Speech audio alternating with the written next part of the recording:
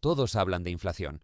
Los políticos señalan a las empresas voraces, las corporaciones responsabilizan a los problemas logísticos y los expertos mencionan tasas de referencia como si fuera un fenómeno meteorológico. Pero la realidad es cruda y simple. La inflación ocurre cuando con el mismo dinero puedes comprar menos mañana que hoy. Eso es todo. Es la destrucción silenciosa de tu capacidad de compra. Ese billete en tu cartera, los euros en tu cuenta, los pesos en tu bolsillo, se desvanecen con el tiempo. Y esto no es casual. Es el diseño fundamental del sistema. ¿Cuál es el origen? Existen dos explicaciones y ambas son cruciales. La definición clásica, usada por economistas durante siglos, era directa. Inflación significa expandir la masa monetaria. Cuando los gobiernos imprimen sin control o los bancos generan crédito excesivo, hay más dinero persiguiendo los mismos productos. El resultado es inevitable. Cada unidad monetaria pierde valor. Y aquí es donde las tasas de interés toman el control. Imagínalas como el acelerador y el freno de todo el engranaje financiero. Si la inflación se desboca y los precios se disparan sin control, los bancos centrales aprietan a fondo el freno elevando los tipos. Pedir crédito se vuelve carísimo. Las familias y las compañías dejan de solicitar financiación, el dinero deja de circular con fuerza y, en teoría, el sobrecalentamiento de los precios debería remitir. En cambio, cuando la inflación se congela o incluso cuando los precios amenazan con caer, pisan el acelerador a fondo recortando las tasas, para que endeudarse resulte barato y el gasto se dispare. En el papel, es el mecanismo perfecto para mantener el equilibrio. En la práctica, significa que tu capital está siendo manipulado, dirigido y erosionado constantemente por decisiones en las que tú no has tenido ni voz ni voto. Sobre el papel, sí. Si la cantidad de dinero en circulación y el volumen de bienes y servicios crecieran en perfecta sincronía, los precios podrían mantenerse completamente estables. Sin embargo, en el mundo real, los bancos centrales ni siquiera aspiran a eso. De hecho, declaran abiertamente que su objetivo es una inflación cercana al 2% anual. ¿La razón? Una leve inflación evita que la gente acumule efectivo bajo el colchón, hace que las deudas públicas resulten más fáciles de pagar con el tiempo y, sobre todo, aleja el fantasma de la deflación, esa pesadilla en la que los precios se desploman. Los responsables de política económica le temen como a la peste, porque si los consumidores anticipan que los precios van a bajar, postergan sus compras indefinidamente, paralizando la economía. Así que el sistema está deliberadamente diseñado para que el dinero pierda valor de forma progresiva. No es un fallo, es una política. Y la cruda realidad nos enseña que esto no es mera especulación. Retrocedamos en el tiempo para ver dos casos emblemáticos de cómo se desata la inflación por caminos distintos. El primer capítulo nos lleva a la Roma imperial, donde el denario de plata era el pilar de su poder económico, una moneda respetada en todo el Mediterráneo. Sin embargo, cuando las guerras y el derroche del imperio vaciaron las arcas, los emperadores idearon un truco sucio. Rebajaron la pureza de la plata en cada moneda, adulterándola con cobre y otros metales vulgares. A simple vista, las piezas eran idénticas, pero por dentro, su valor se había evaporado. Con el paso de los años, el denario perdió todo su prestigio. La gente lo percibió. Los precios se dispararon al ritmo que se hundía la confianza en esa moneda falsa. Fue una inflación camuflada, un engaño de Estado que pretendía hacer creer que el dinero valía lo mismo, cuando en realidad era pura farsa. Ahora demos un salto hasta el siglo XVI. España había saqueado América y descubierto las vetas de plata de Potosí, en lo que hoy es Bolivia. Flota tras flota cruzaban el océano, cargadas de toneladas de metal precioso rumbo a Europa. De la noche a la mañana, el dinero inundó el continente, pero los alimentos, las tierras y los trabajadores no se multiplicaron a la misma velocidad que esas monedas. El desenlace fue la llamada revolución de los precios. Durante más de 100 años, el coste de los bienes esenciales se encareció de forma brutal en toda Europa. Ya fuera Roma adulterando sus monedas o España saturando el continente con plata, el desenlace fue idéntico. Cuando la masa monetaria supera a los bienes tangibles, el dinero se desvanece. La inflación no es ningún enigma, es pura aritmética. Y el ciudadano de a pie siempre es el primero en notarlo, en el precio del pan, en la factura del alquiler, en el salario que cada vez alcanza para menos. Si Roma y España nos enseñaron el génesis de la inflación, el siglo XX nos mostró su caída al abismo. El caso más icónico es la Alemania de Weimar a comienzos de los años 20. Tras la derrota en la Gran Guerra, Alemania quedó aplastada por unas reparaciones de guerra imposibles de pagar. La solución del gobierno fue tan simple como catastrófica: encender las prensas. Al principio parecía un truco ingenioso, pero en cuestión de meses, las máquinas trabajaban sin descanso, ahogando la economía en un mar de marcos. Los precios primero se duplicaron, luego se triplicaron. Para 1923, la situación era una locura desatada. Una simple barra de pan valía miles de millones de marcos. Los obreros cobraban 2 veces al día para poder salir disparados a comprar comida antes de que los precios volvieran a duplicarse al caer la noche. Las familias quemaban billetes en sus estufas porque el papel moneda resultaba más barato que la leña. Los ahorros de toda una vida, acumulados en marcos, se esfumaron en el aire. Y aquí llega la ironía más cruel. Los deudores, incluido el propio Estado, salieron beneficiados porque pagaron sus deudas con dinero que no valía nada. Quienes dependían de ingresos fijos o de sus ahorros quedaron en la ruina. La inflación no fue solo un desastre económico, fue un terremoto social. Pulverizó la confianza en el sistema, abriendo el camino al extremismo y al ascenso de Hitler. Sin embargo, no toda inflación escala hasta lo hiperinflacionario, pero ni siquiera la inflación moderada se libra de destrozar economías familiares. Fíjate en el caso de Estados Unidos durante los años 70. La pesadilla arrancó con el golpe de Nixon. En 1971, el presidente Richard Nixon sepultó la convertibilidad del dólar en oro, cortando el último cable que ataba el papel moneda a un valor real. Aquello abrió las compuertas a una expansión monetaria sin freno. Después llegaron los embates del petróleo en 1973 y 1979, cuando los embargos de la OPEP enviaron los combustibles por las nubes. El cóctel resultante fue una bestia nueva, la estanflación. Los precios se disparaban mientras la economía se paralizaba. Los sueldos no daban abasto. El paro se multiplicaba.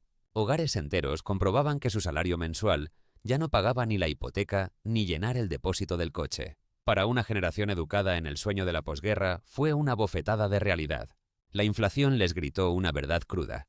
Podías matarte a trabajar, y aún así el sistema tenía poder para hundirte en la pobreza. Y si piensas que esto es un drama exclusivo de estados fallidos, estás muy equivocado. Argentina es el manual de instrucciones.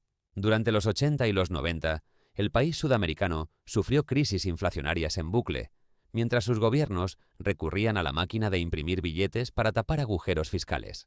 Los ahorros de una vida se evaporaban una y otra vez. La ciudadanía aprendió a odiar su propia moneda, atesorando dólares en efectivo como un salvavidas. Pero Zimbabue, en la década de los 2000, llevó el horror a otro nivel.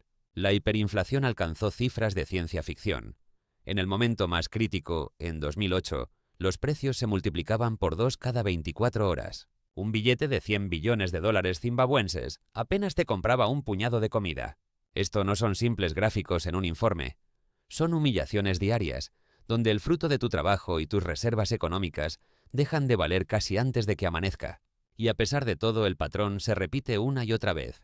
La inflación siempre nace como una supuesta solución, una respuesta a una guerra, a una montaña de deuda, a una crisis que parece insalvable, pero su destino final es siempre el mismo, una gigantesca transferencia de riqueza. Los que tienen propiedades, oro o activos reales logran capear el temporal. Los que dependen de un salario fijo o guardan sus ahorros en el banco son los que terminan pagando el pato. Los gobiernos recurren a ella para licuar sus deudas, para hacerlas más llevaderas. Los bancos centrales y comerciales salen ganando, prestando un dinero que será devuelto en una moneda cada vez más débil. Pero la factura la pagan siempre los mismos, la gente común, los millones que creyeron en las reglas del juego. Porque la inflación va mucho más allá de la economía. En el fondo es una crisis de confianza. Confianza en que ese billete vale lo que dice valer. Confianza en que las instituciones protegerán su poder adquisitivo. Confianza en que el futuro no será peor que el presente. Cuando esa fe se quiebra, la sociedad misma comienza a resquebrajarse. La República de Weimar se desmoronó y abrió la puerta a los extremismos. Argentina vive sumida en un cinismo financiero que lo impregna todo. Zimbabue aún carga con las cicatrices políticas de su hiperinflación. Por eso los números en una pantalla no son solo números. Son la lenta pero implacable erosión del contrato social que nos mantiene unidos. Entonces, ¿por qué este tema sigue vigente ahora mismo? Porque el modelo económico actual no ha detenido la inflación, la ha institucionalizado. Las autoridades y los bancos centrales declaran abiertamente su objetivo de una subida de precios anual del 2%. Lo presentan como algo positivo. Argumentan que estimula el consumo, previene la deflación y mantiene la economía en expansión. Y en apariencia, ese 2% parece insignificante. Pero hagamos una proyección a largo plazo. Con esa tasa anual, tu capital se reduce a la mitad en apenas algo más de una generación. En la vida real, esto se traduce en que tus reservas financieras, tu salario, tu fondo de pensiones, todo se desgasta de forma progresiva e implacable. No es un accidente, es un pilar fundamental del diseño del sistema. ¿Qué motiva a los que diseñan las políticas a mantener esto? Porque la inflación ejecuta una transferencia sigilosa de riqueza. Cuando los precios escalan, las deudas se encogen en términos de poder adquisitivo real. Si un Estado tiene una deuda de $1 billón y la inflación devora entre un 10 y un 20% de esa obligación, el peso se aligera drásticamente. Si tienes una hipoteca, la inflación también corroe el valor real de lo que debes. Los endeudados salen ganando, los que ahorran salen perdiendo. ¿Y quién es el mayor deudor de todos? Los gobiernos. Por eso siempre requieren un poco de inflación en el ambiente. Descubramos cómo se calcula realmente la inflación.